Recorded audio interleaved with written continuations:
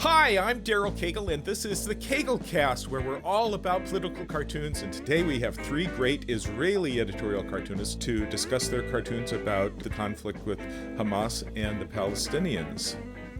Gentlemen, it is great to have you here. Yeah, great to be here, Daryl. Great to be here. A fan of the podcast. Daryl. Hi, Daryl. Hi, pals. Michel Kichka is an editorial cartoonist for various Israeli television stations. He draws graphic novels, including an impressive one about his father, who was a Holocaust survivor. Michel won the Cow at Saint-Just-le-Martel and a ton of other awards, and he's a professor at Bezalel Art Academy in Jerusalem. Welcome, Michel. Michel. My professor, actually. I think it was both of us, no? Also mine. Moshik, yeah. It was our and professor. Moshik too, but when you were students, I was not a professor. I was just a teacher. I was younger. And also, you invited me to go give a speech to the whole college there, and that was really great fun and a very impressive college, I've got to say. Yes.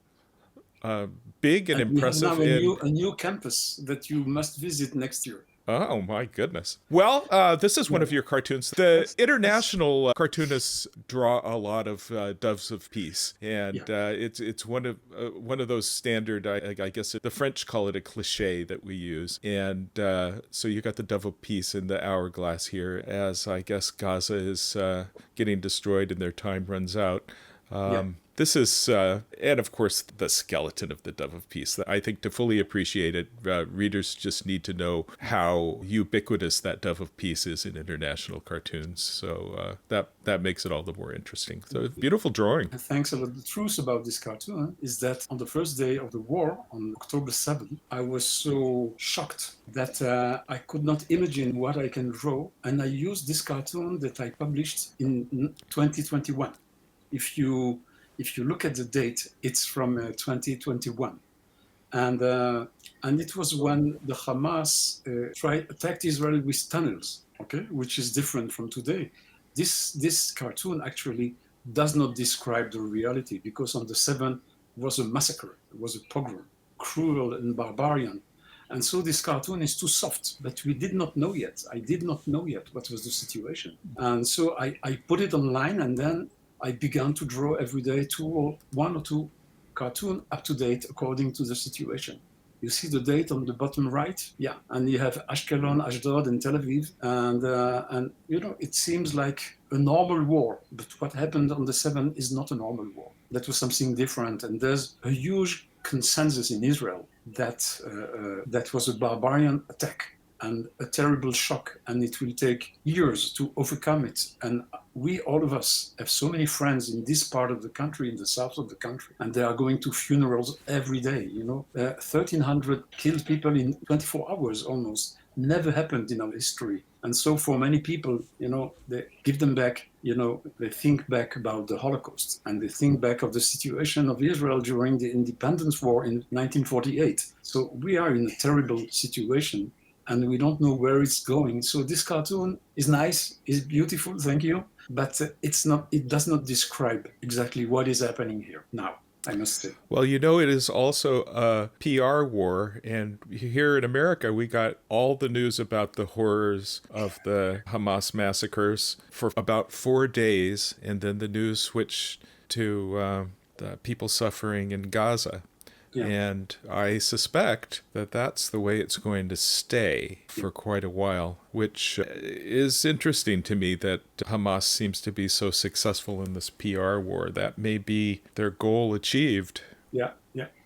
They have plenty of useful idiots over there. That's the tragedy. That's the tragedy. But I don't know. There are some, I think, even people in the Arab world that are shocked by the massacres. Some of them, hopefully, maybe it'll take time, and they will realize the error of their ways. I don't know. That this is not Islam. This is not fighting for freedom. It's just barbarism. So here's another one from you, Michel, that's looking for symmetry is justifying barbarism and showing that there isn't equality on both sides of the horror.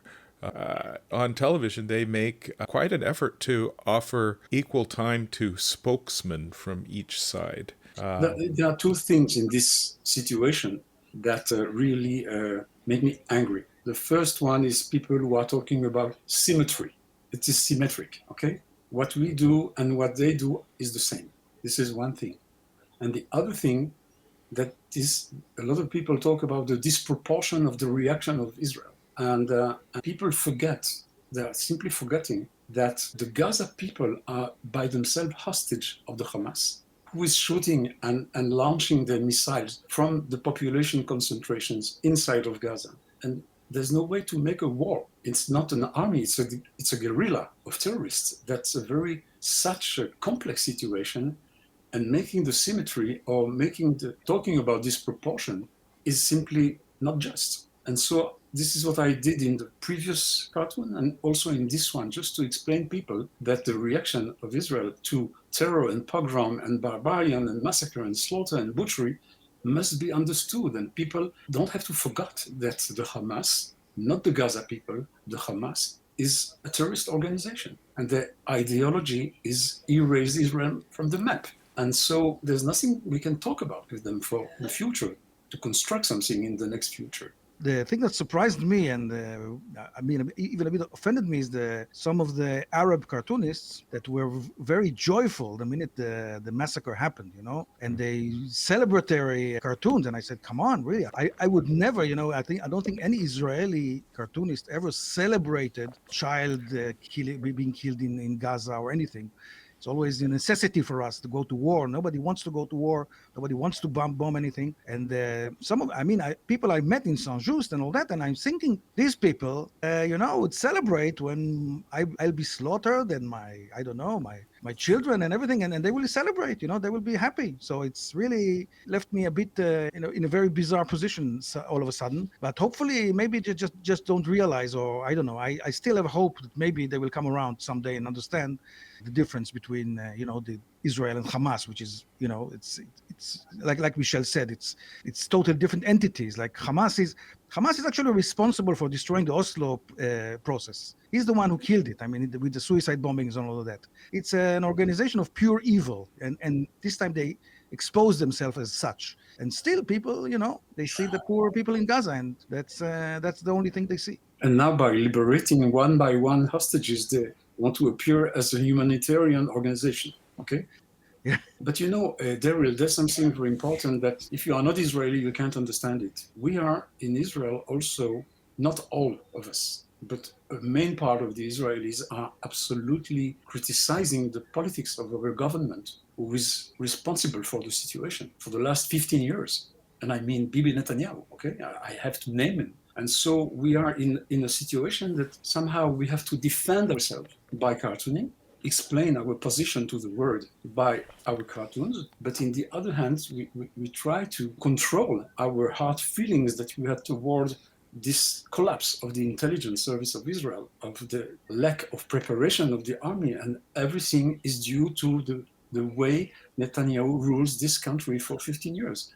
And this is an internal debate, and we try to avoid it because we are at war, but you can't separate the things. It's very, very complicated to us. There has been a perception that Israel is this very big, very efficient, very good intelligence service and military, and that's kind of been shattered by this failure, and that's a costly loss, because just having that perception of competence, like America lost when we went into Iraq, Yes. That's a big loss, and that emboldens the enemies. Yes, and we are on a big chess game led by Iran, and we also have high tension with the Hezbollah in the north, which is also a terrorist organization. And the Lebanon people are also hostage from Hezbollah. This is a very complicated situation. So if you are not really aware of what is happening here in the Middle East, in this region, you can't understand the situation now between Israel and Hamas. It's much bigger than that, much complex than that. Your president came under war to Israel, and this is the first American president ever who did it.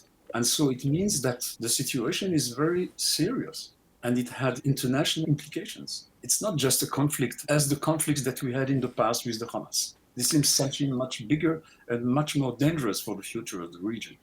So, Uri Fink is a very Yes. popular comic book artist and writer, along with being an editorial cartoonist. He's published 22 books of his popular Zbing comic strip and comic book, and is the editor of Zbing magazine, which had over 200 issues. Uri is the president of the Association of Israeli Cartoonists and is an old convention buddy of mine, and he went to Bezalel Art Academy in Jerusalem. Welcome, Uri. Hey, great to be here. I'm going to show a couple of cartoons from each of you. This is one of yours. You know, there have been all those protests at Harvard that look pretty anti-Semitic. So you've got Hitler in one pocket and the Harvard student in the other pocket. Although actually, you have her as a Harvard student. I wonder why you changed Harvard. Maybe just, the deadline, breathing down my neck. Maybe I misspelled it. But the whole thing but the thing is that that the equipment of the of the Hamas terrorists, the way they're part of their equipment is the Nazi ideology and the Harvard idiots, that continue to protest against Israel, even though we are now definitely the victims for a change. So that's the point of the cartoon. I think you were the victims in the media for about 4 days, and then they switched to the Palestinians being the victims, and it looks like it's going to be that for about 4 months. Yeah, it looks like that, but you have to do what you can, So I do cartoons. I try to do cartoons as much as I can that have not too much text in Hebrew, But now this is from today. This is actually the cartoon that was published today. So I still have time to maybe correct the mistake and post it again. Okay, here's another one of yours. This is for tomorrow. This is the cartoon from tomorrow.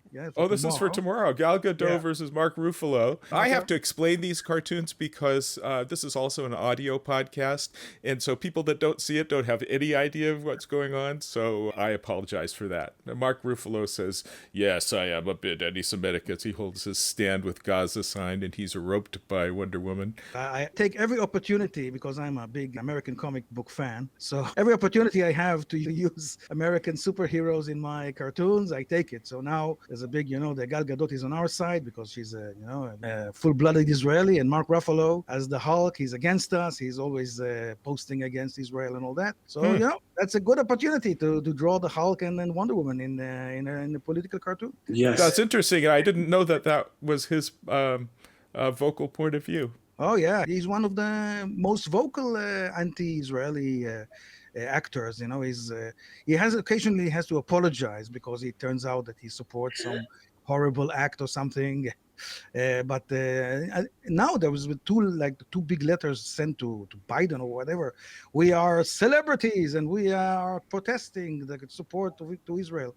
And then another list of Israelis, we are, support Israel. So that's the conflict between the two list of celebrities. And I chose the representatives that I like to draw. That's part of my world. That's the superheroes. And, I drew them. Now I will introduce Moshik Gulst, who is an editorial cartoonist originally from Ascalon, a city which has recently been devastated by rockets from Gaza. He currently lives in Tel Aviv area. It's the head cartoonist for the largest newspaper in Israel, as well as several other newspapers. He's an author of several national award-winning comic books and works closely with the international human rights organizations. And he, too, studied under Michel at Bezalel Art Academy in Jerusalem. Nice to have you with us, Moshik. Yes. Hi, nice to be here. Thanks for inviting me. Here's one of yours. You've got a Hamas artist painting like Picasso, kind of a horror Picasso of a disembodied victim. And defense officials expect the latest attack to inspire others, and the Hamas artist says this is what will happen to the next Jew I meet. So actually, this is a cartoon I did a year ago. Oh, really? So it got a new meaning, dreadful horror meaning. And it connected with the things that with the previous cartoon by Michel. That some of the cartoons that we do, they seem to be relevant again and again and again. And this thing, it was before I even thought of such a barbarism that happened on the 7th of October the 7th. And I did it after just one terror attack that somebody stabbed Israeli, and we have this copycat that just mimic the terrorist actions. So that was the main theme. A lot of the defense officials, they always say that one terror attack inspired other terror attacks. So I thought, okay, what could be inspiring? I took it to the art field, and so and today it just got a horrific meaning. And the sad thing is that this is not the most horrific things that was done in the terror attack. There is a theme of the cartoons about Israel and the Palestinians of the conflict repeating and going on forever, and those cartoons are evergreens. You can look back in your archives and run those any time. Yeah, I'm sure it happened to all of us again. And although this attack is something different because it killed the faith in a lot of Israelis that somehow you can get, you can't have peace with the neighbors. And suddenly the difference between East and West became, for my opinion, really clear. The result is devastating for a lot of Israelis that from what I hear, I'm originally from the South, and what I hear from a lot of people who were there, where their parents got killed or their friends got killed, who managed to escape the horror, and a lot of them had really peaceful views. They are shattered. They just don't know what to do. Their hope is gone, and so today I wouldn't do this kind of cartoon because it's just too fresh. The horror. Okay, here's another one of yours. The Conflict in a Nutshell is a 4-panel cartoon. 1940, No to a Jewish State. 1967, No to a Jewish State. That looks like Yasser Arafat. 2014, Abbas, No to a Jewish State. And 2100, No to a Jewish State. It just goes on and on. One of those on and on cartoons. Although you see the buildings growing bigger and more successful looking in Israel as the years go by. Yeah, because that's what we do in Israel. We try to be successful, to make life, to bring achievements. We always try to put our hands and try to make peace with the neighbors. And the funniest thing for me is that this attack and the war, a lot of people are beginning to call the Hamas, also the Palestinians, some of them Nazis. And this is something that wasn't really popular before. And because of the horror that we experienced, these kinds of actions only in the Holocaust. In the 40s, the leader of the Palestinian national movement, Hajj Amin al-Husseini, he was a Nazi. So somehow it's like the history has a way of repeating itself or connecting to the past, or I don't know what.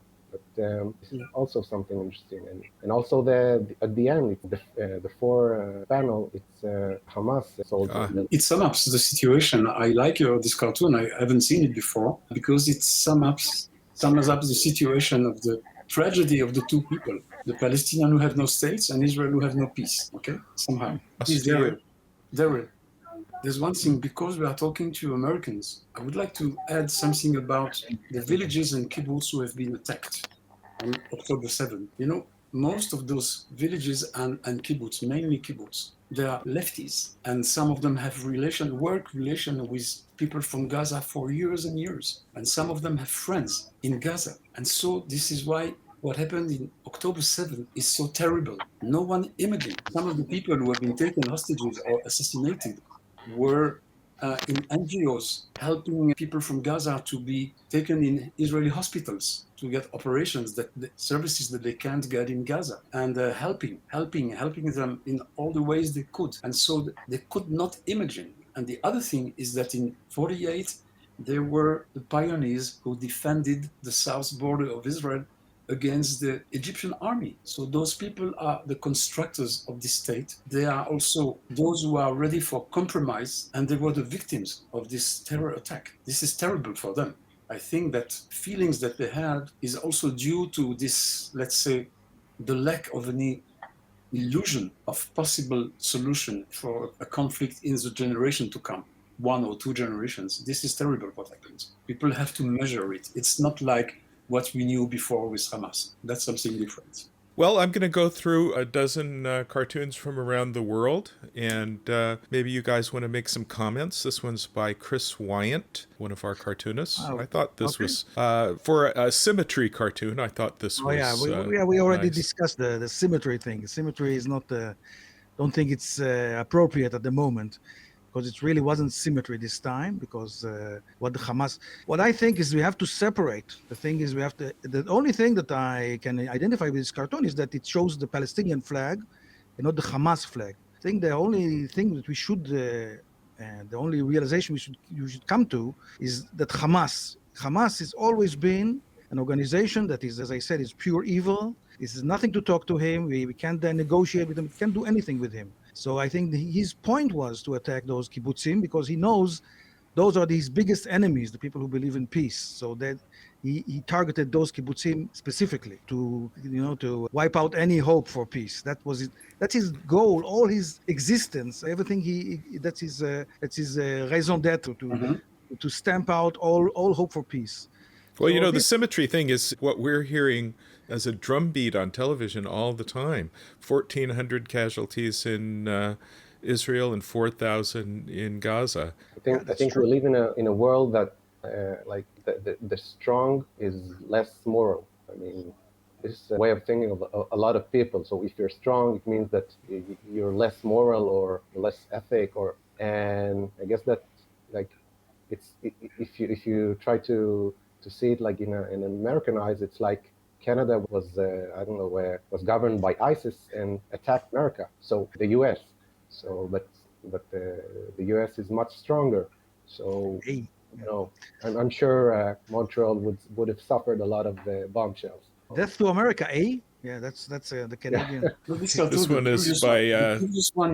The previous one shows a misunderstanding of the situation, I think, because this cartoon is very generic. It could be the cover of a book explaining the long conflict between Israel and Palestine. This cartoon will always be right, but it's not up to date, as Uri said. True. It's not about what is happening now.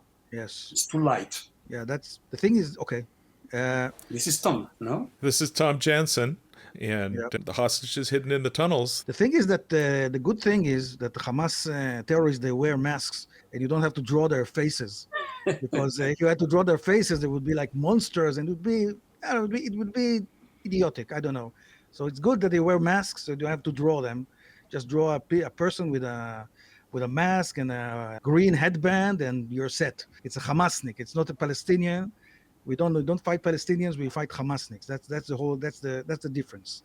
We don't, and that's the thing. He's trying to get in and look for it. I must say that I don't know Tom. I never met him, but I like this guy. I like his work, and all his cartoons are artistically wonderful, intelligent, and sophisticated, and balanced. I really like this man. I'd like to meet him in one of my next trip to Europe. He's from Holland. He comes to Saint-Just sometimes. This one's by Bart van Leeuwen, with the Hamas driving out between the legs of Netanyahu. Not much security from Netanyahu. Yeah, that's a cartoon that could be done in Israel nowadays. I mean, but in Israeli cartoonists, where they some of them draw pretty much in that vein, that kind of a way of thinking, that Netanyahu as an idiot, as a buffoon, and still, and you don't see the faces. It's good. Well, Netanyahu is looking pretty terrible with all that judicial reform. Oh yeah. I mean, he looks like a villain here. Oh really? I thought it looked funny. Maybe I look at. No, I mean with regard to the court. I think this cartoon. The previous one that you showed, you can't understand what is the position of the cartoonist. This one? Really, yeah, this one. It could have been done in Gaza, in a local newspaper, celebrating you think so? Yeah, it looks celebratory. It looks celebratory to you? I don't know. I don't know. The whole the focal point of this is Netanyahu's butt. Yeah. I think Michel is right because, I think today or the day before, the Iranian press service just posted the Israeli cartoon. And it's hard in a war to criticize without your enemies trying to benefit from it. And I think in times of war, it's one of the hard things. I mean, yes. For us as a cartoonist, I'm sure Michel and Uri will agree. Yeah. Okay. No, to be fair to Bart, I don't think there's any pro-Hamas in this cartoon. No, I don't So think so. this cartoon published in Gaza would make people laugh, and in Yes. Israel it would make people cry. No, I don't think. Well, come on. Have you seen the cartoons in Haaretz? The second day of the war, Yeah. Biderman drew a cartoon of the entire government hiding under the table. Yes, I see. I saw it. That's a defining cartoon. I mean, people Yes, shared it like absolutely. crazy all over the internet. So I There are think still it's very important to keep criticizing the government, especially now that it's so Yes. incompetent. yes. Not security wise. I'm talking about the whole Okay. managing of the country. This is Okay, a right. Dave Granlund cartoon with Bibi Netanyahu being blind with his Intel guide dog, who is Okay. also blind. Well, that's not very clever. I think it's just I don't know. It's not that clever. Just illustrating the situation, I guess. Yeah. All right, here's a cartoon from Andy Singer. Terrorism just touches the tail of the Israeli dog, which then rushes to bite his own tail. That's nasty. That's a nasty cartoon because it's like overreaction. It has all the elements of a wrong position on the matter. Well, that is half the news that we're getting, that Israel is overreacting. No, I think that the thing is, then we like the dog's bite is supposed to be the terror attack of. I don't understand. I don't understand the think that- cartoon. Sorry. I Please. think that this is the goal of terrorism.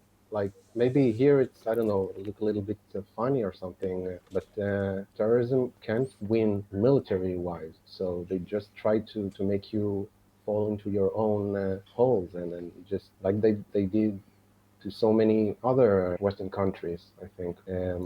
That's eventually, especially in Gaza, it happened a lot, and with the Palestinians, that they're doing terrorist attacks, and eventually it just it shakes apart the political structure. I don't understand the dog biting. Why? When did we bite our tail? I don't understand. I mean, what's the tail bite represents? I don't understand this cartoon really. You want me to explain how I understand it? Yes, please I think do. that it Please shows do, somehow Professor. Please the do, Professor difficulty. Kichka. No, I'm your colleague now, You'll always years. be Professor. and your friend. Oh, No, yeah. it's about the difficulty to fight against an army, against something which is not an army.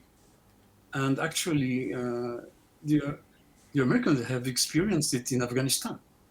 Actually, they did not know how to fight there. And the consequences were a lot of loss of lives and money for the American, and they couldn't bring stability to the region. And as far as they left Afghanistan, the Taliban came back. So when it's not let's say a normal war, is there such a thing, a normal war? But again, terror, you sometimes bite yourself. I mean, you go on being the victim of the fight, the right fight that you are doing, trying to do. It's not so simple.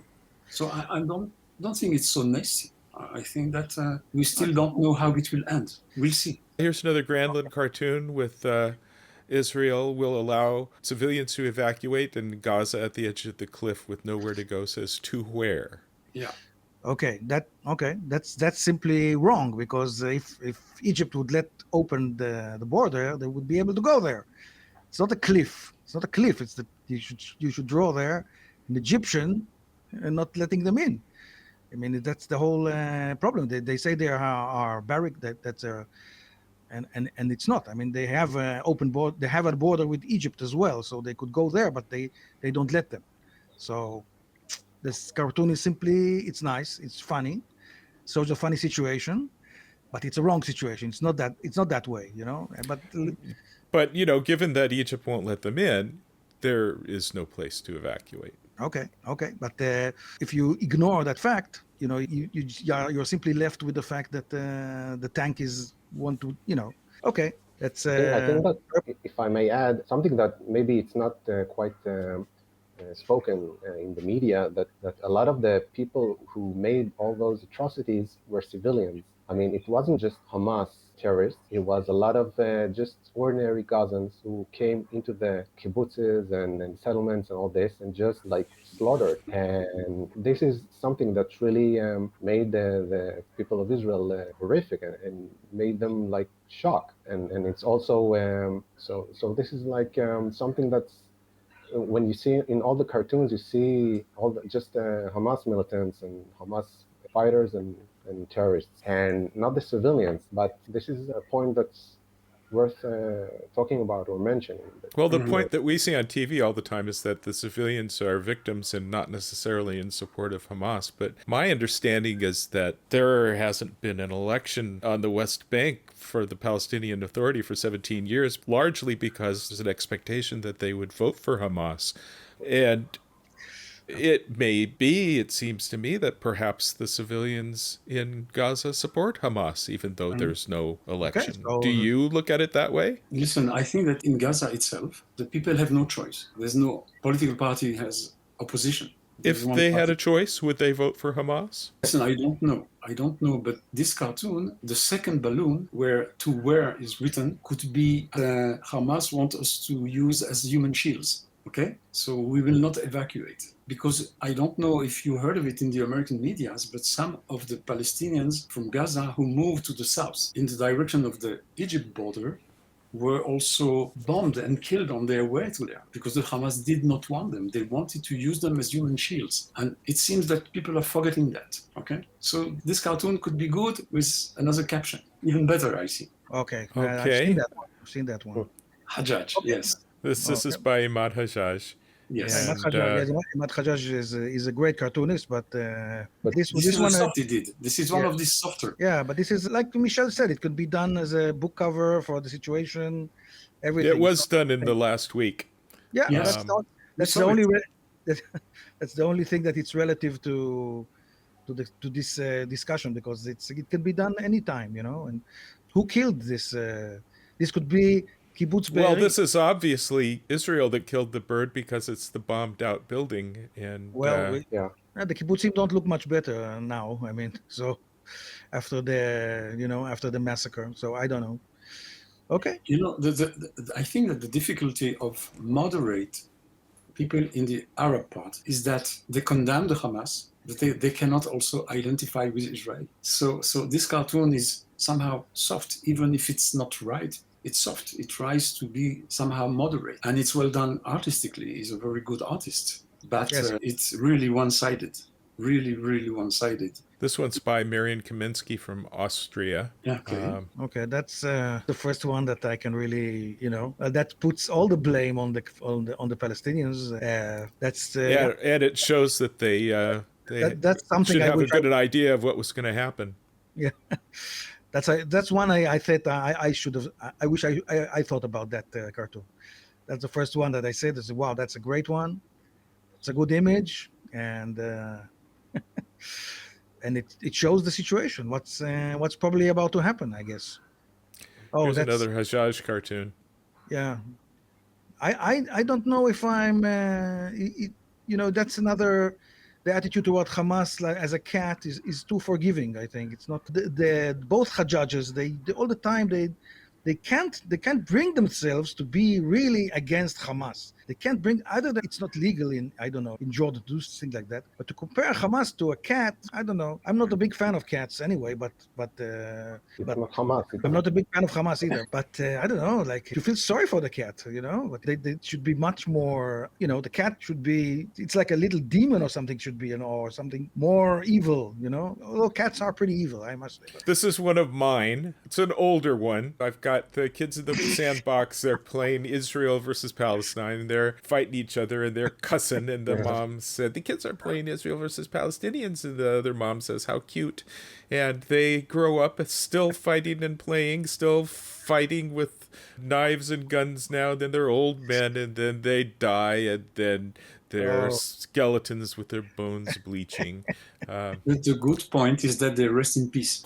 Thank you, gentlemen, for being here. That is the end of our podcast. I appreciate you coming on to talk about all these serious issues in cartoons, because cartoons make serious commentary and people need to understand that not all the things we do are jokes. And I think editorial cartoons convey all of those issues better than words, and it's time that editors realize that. So remember to subscribe to the Caglecast wherever you're watching or listening today. Our Caglecast is available in both video and audio versions, so if you don't see the cartoons, go to cagle.com or Apple Podcasts or YouTube or Spotify to see the cartoons in the video podcast. We're available on all the podcast platforms. One that I like is Podcrusher, which shows the videos very nicely, but just watch it wherever you want, but be sure to subscribe there. And thank you all for coming in again, and we are going to do a part 2 of this one, and we will see you again soon. See you soon. Soon, when the war will be over. Soon.